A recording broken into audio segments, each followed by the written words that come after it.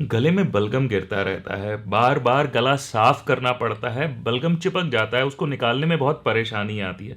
गले में हमेशा इरिटेशन रहती है, खांसी आती है और कई बारी दर्द भी होती है। दोस्तों, इसे पोस्ट नेजल ड्रिप बोलते हैं, यानी कि गले में बलगम का गिरना।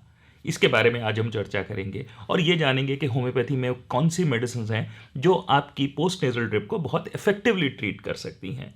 दोस्तों, उस मेडिसिन के बारे में जानेंगे जिसे हम काली बाइक्रोम कहते हैं, जो बहुत इफेक्टिव होती है पोस्ट नेजल ड्रिप को जड़ से ठीक करने में। और भी मेडिसिन के बारे में बात करेंगे, पर सबसे पहले जानते हैं कि पोस्ट नेजल ड्रिप यानी कि गले में बलगम गिरती क्यों है।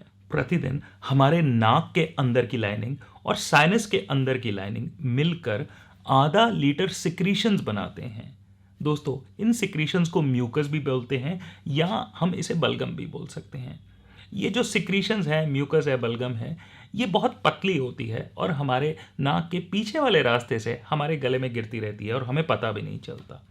इन सिक्रीशंस का फंक्शन ये होता है कि हमें बैक्टीरिया और वायरसेस से बचाते हैं और हमारी लाइनिंग्स को गीला रखते हैं। दोस्तों, जब ये सिक्रीशंस बहुत थिक हो जाती हैं या बहुत ज़्यादा बननी शुरू हो जाती हैं, तो हमारे गले के अंदर एक फीलिंग आनी शुरू हो जाती है कि बलगम गिर रही है। दोस्तों, इसी को पोस्ट नेजल ड्रिप कहते हैं, यानी कि गले के अंदर बलगम का गिरना। तो आइए अब बात करते हैं कि ये जो बलगम है ये थिक क्यों होती है या ज़्यादा क्यों बनती है, क्या कारण होते हैं जिसके कारण जो सिक्रीशंस हैं वो थिक हो जाती हैं या वो ज़्यादा बननी शुरू हो जाती हैं। दो मुख्य कारण होते हैं जिसके कारण हमें बलगम या सिक्रीशंस थिक हो जाती हैं या ज़्यादा बनती हैं। पहला कारण होता है एलर्जिक राइनाइटिस। दोस्तों, एलर्जिक राइनाइटिस बोलते हैं जब हमें नाक की एलर्जी होती है, जिसमें हमें छींकें आती हैं, नाक के अंदर खारिश होती है, आंखों में खारिश होती है, आंखों में पानी आता है। दोस्तों, इसे एलर्जिक राइनाइटिस बोलते हैं।